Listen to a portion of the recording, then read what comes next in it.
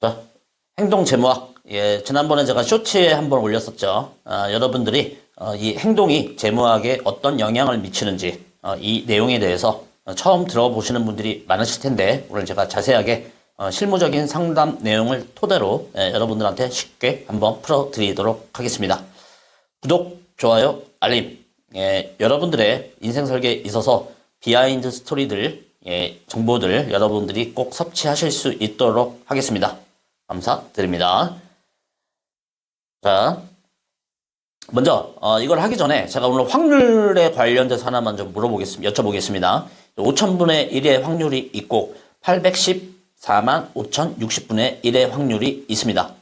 어떤 확률을 제가 지금 얘기하고 있을까요? 네, 이게 보시게 되면 5000분의 1, 벌써 한 8년 정도가 됐네요. 인천 상륙작전. 이게 처음에 이제 영화가 나왔을 때 많은 언론들에서 인천 상륙작전을 이제 메가더 장군이 할 때 이게 성공할 확률이 5000분의 1의 확률이라고 이야기를 했습니다. 그래서 이제 이런 부분이 극대화되면서 이제 영화가 좀 많이 좀 있었죠. 그런 내용이. 어쨌든 자, 그럼 5000분의 1이라는 이런 자체가 작진 않죠. 근데 여기 보시게 되면 814만 5060분의 1. 이 확률은 도대체 무엇을 얘기를 하고 있을까요? 자, 제가 사무실이 잠실입니다. 아시는 분들은 아시겠지만 잠실인데 근방에 여기 잠실역, 여기 보시게 되면 비가 오나 눈이 오나 진풍경이 일어납니다.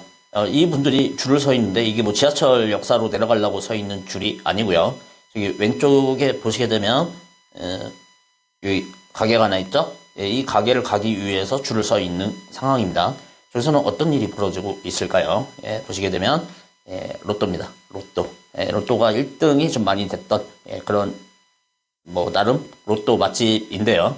어쨌든 제가 오늘 말씀드리는 거는 로또가 뭐 맞다 틀리다 그 얘기를 드리는 게 아니고 심리적으로 여러분들이 어떤 이런 투자 개념, 그 다음에 투자와 투기, 제가 지난번에 한번 말씀을 드렸었는데 어떤 맥락에서 여러분들이 이해를 해야 되는지 그 부분을 가지고 말씀을 드리도록 하겠습니다. 자, 1등이 어쨌든 이 814만 5000분의 1. 결코 쉽지 않은 확률이죠. 그럼에도 불구하고 사람들은 로또 투자를 하고 계신데, 자, 2등 확률을 한번 봤습니다. 137만 510분의 1. 저는 포기하렵니다. 3등, 3만 5724분의 1. 이렇게 됩니다. 이것도 포기하겠습니다. 4등, 733분의 1. 5만원인데, 제가, 요거, 한 4등 정도는 제가 몇 번 지인들 중에 경험이 있습니다. 이 5만원 받아서 점심 한번 얻어먹었던 기억이 있는데, 이게 지금 733분의 1. 로또를 733장을 사야 하나 5만원짜리 걸린다라는 확률인데, 어쨌든. 자, 5등, 45분의 1. 이게 5천원. 개인적으로는 5천원짜리도 여태까지 받아본 적이 없습니다. 그래서 개인적으로는 로또를 하지 않습니다. 제가 봤을 때는 이 4등, 5등 이게 뭐 재미로 하시는 분들도 있다라고 보는데 가끔은 약간 이게 한번 구입할 때 제가 알기로는 10만 원 한도가 있는 걸로 알고 있는데 한 달에 수십만 원씩 이거를 하시는 분들을 제가 본 적이 있습니다. 그거는 자칫 잘못하면 투기에 가까울 수도 있는 거죠.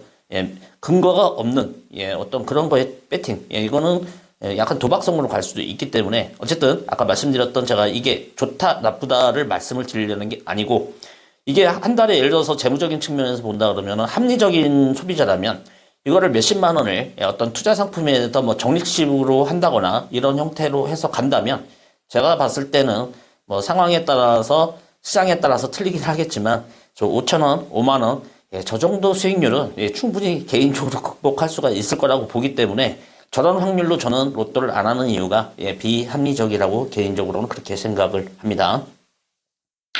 자, GPT한테 물었습니다.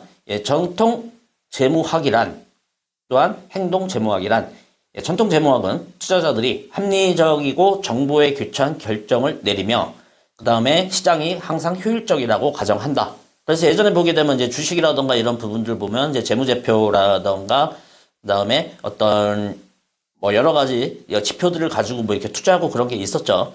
자, 근데 현재에서는 행동 재무학이라는 게 있는데요. 이게 결국은 심리학과 경제학이 합쳐놓은 건데 실제 투자자들의 감정, 심리적인 편향, 사회적 영향 등으로 인해 비합리적으로 행동할 수 있음을 강조합니다.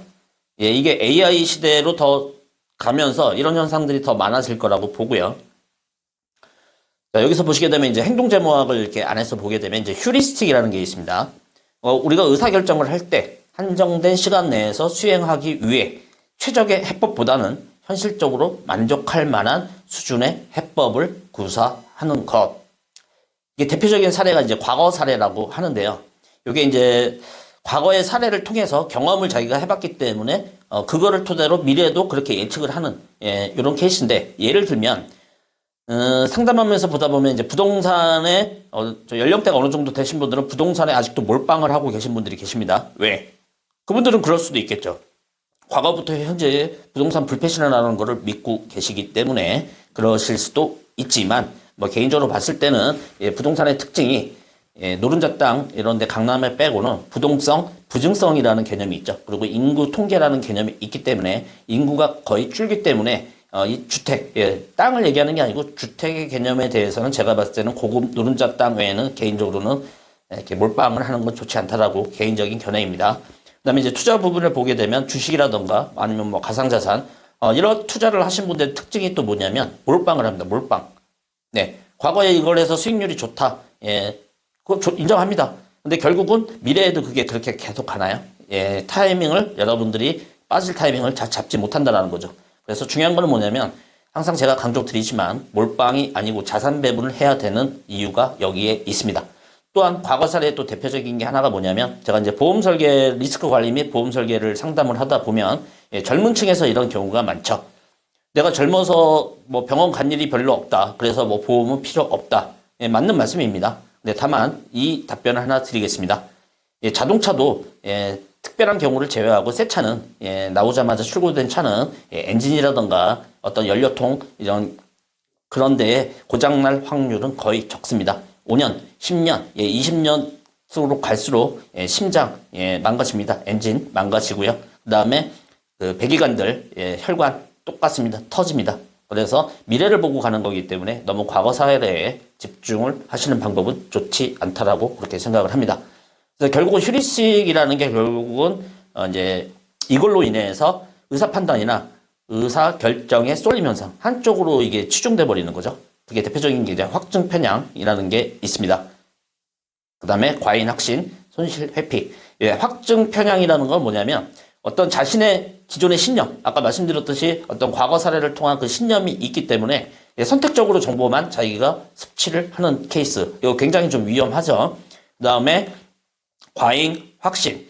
자신의 능력이나 판단이 평균보다 우위에 있다라는 이런 믿음. 이 두 개가 참 안타깝긴 한데 이게 지금 대통령 탄핵 관련된 거 직전에 제가 영상을 찍고 있는데 저도 과거에는 국회 정치부 사진 기자를 했었습니다. 제가 가급적이면 정치 이야기, 종교 이야기를 안 하려고 했지만 이 확증 편향과 과잉 확신이 재무학에서만 미치는 게 아니라 정치에서도 미칠 수 있다는 걸 이번에 깨달았습니다. 어쨌든 그렇게 되고 그다음에 손실 회피, 손실이 우리가 발생이 되면 고통이 따르겠죠. 반대로 어떤 이익이 났다. 그러면 기쁨이 있겠죠. 근데 대부분의 사람들은 손실의 고통을 이익의 기쁨보다 더 크게 느낀다라는. 그래서 뭐 원금 보장이라던가 이런 부분들을 추구하시는 분들이 있다고 그랬는데 아주 잘못된 케이스라고 말씀을 드렸죠. 인플레이션 해지 안 된다라고 제가 여러 번 말씀드렸고, 그래서 어쨌든 그런 개념으로 여러분들이 좀 이해를 하시면 좋을 것 같습니다. 그래서 이런 현상들로 인해서 행동적 재무 현상이 일어나는데 이게 의외로 소비자분들이 이런 판단을 하시는 분들이 많다라는 거죠.